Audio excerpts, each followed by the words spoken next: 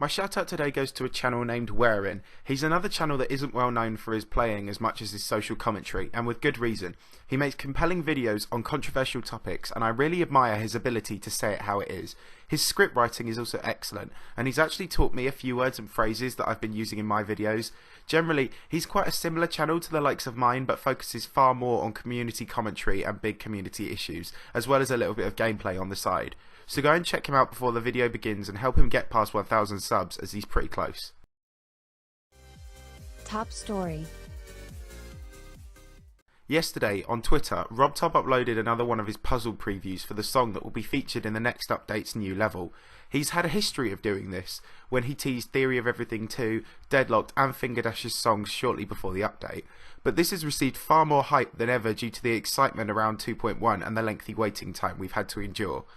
The new clue was a spurious one, but it was cracked by many channels within the first hour, and we now know that the song is Explorers by Hinkik. The first clue alluded to the Swedish word for a bucket being hink, and then implied Hinkik from there, while the other clue saw an Internet Explorer logo imply Explorers, but with the inside detail removed.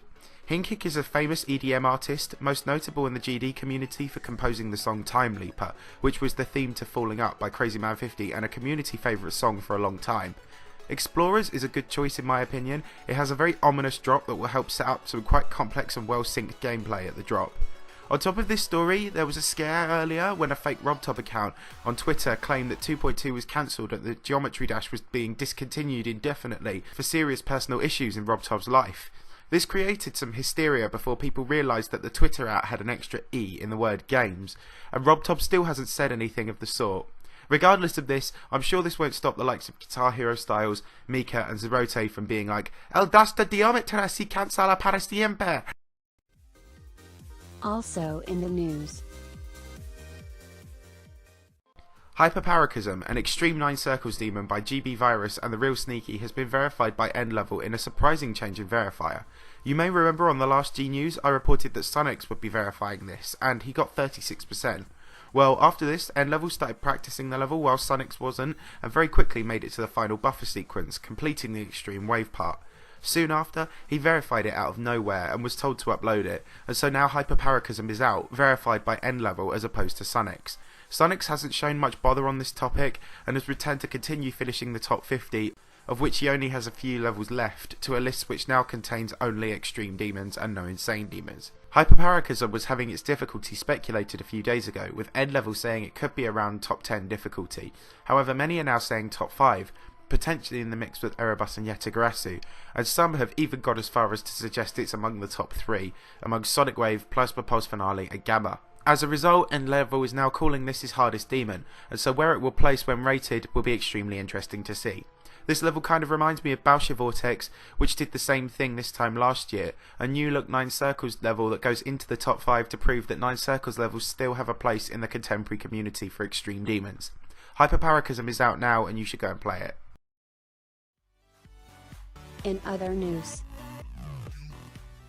Bloodlust has been the subject of some drama recently as Crazen, a 240Hz player, forcefully took a version of Bloodlust to verify under the pretenses that Knobbelboy has taken too long, and his remarkably fast progress split the community in two halves.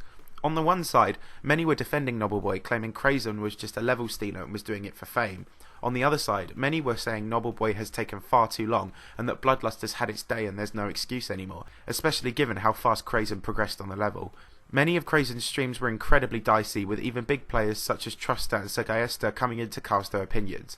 The situation was beginning to get out of Knobbelboy's control, however they then reached an agreement and Crazen has agreed to stop playing the level and trying to verify it.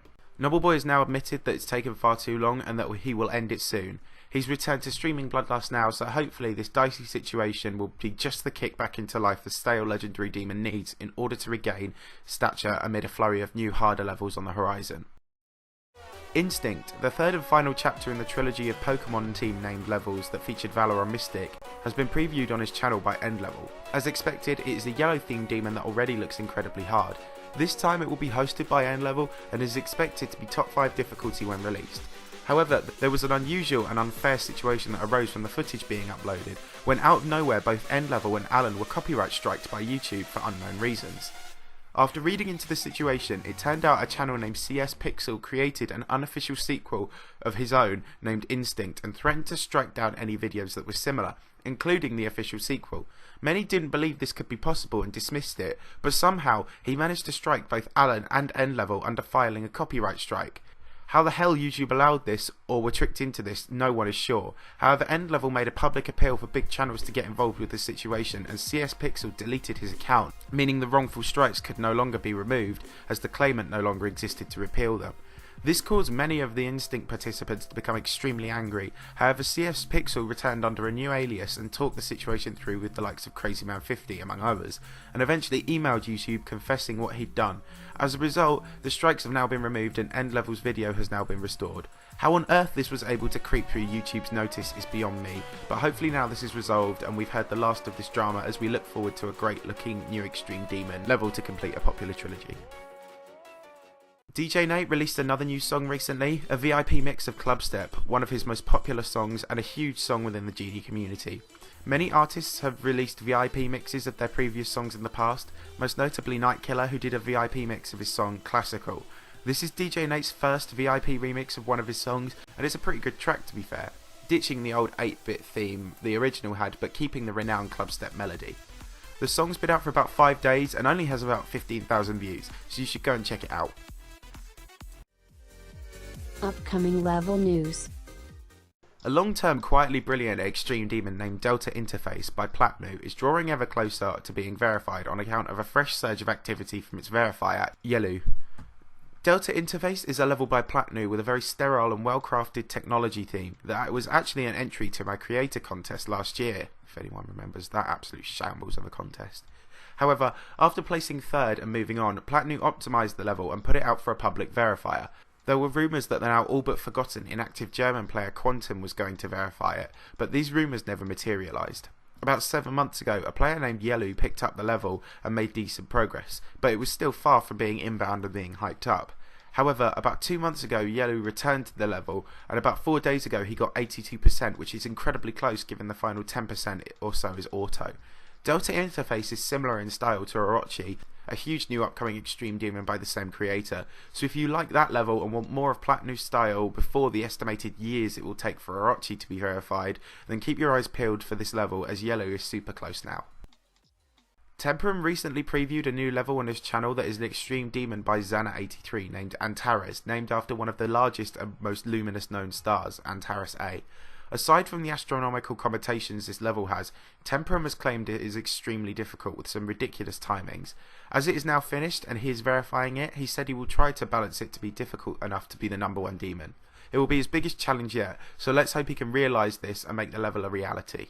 Rampage has recently previewed a new level he's now verifying named Tartarus. Unfortunately, this isn't the Riot version, which is something I'd like to see him attempt, but an old Aftermath remake by Gemini and others.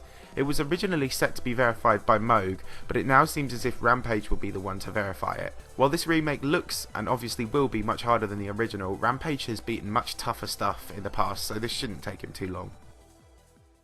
The Extreme Demon that has been turning heads thanks to its amazing decoration, Catharsis, is now more or less finished and is preparing to be verified.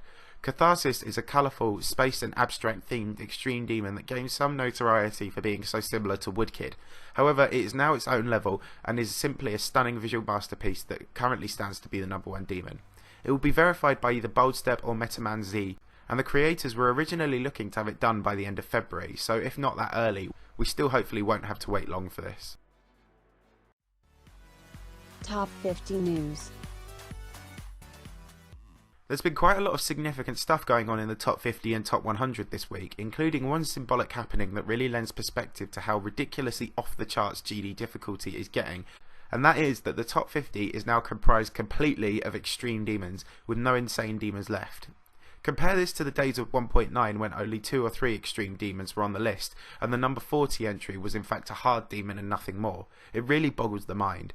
We've had 3 new entries to the list this week, the first being Demonic Hat, a level Rampage verified earlier this year, which has been added at place 11th. Also, another level has been added to the top 25, Team Z, a third chapter in a series of levels by Zryak and others.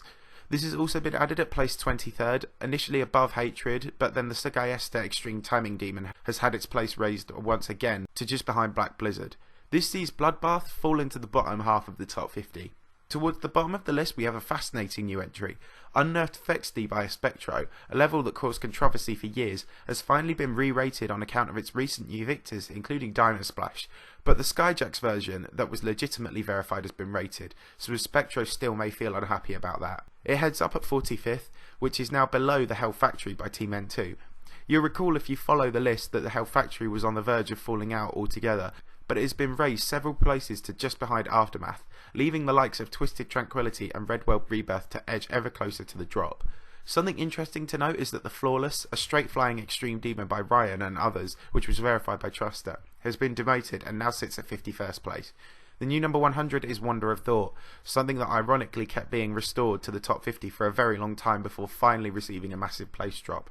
Crimson Clutter is also just 4 places from falling out. Onto the stats viewer, Diamond Splash is within touching distance of Scullo in 2nd place, but his recent activity in demon slaying should see him move up soon. Wushi is not that far behind either, but has been playing less due to being grounded for being late for school, or so I've heard. Temperum still holds 5th, but Sagai Esther is just behind, having recently beaten 2 top 20 demons, one being Yatagarasu.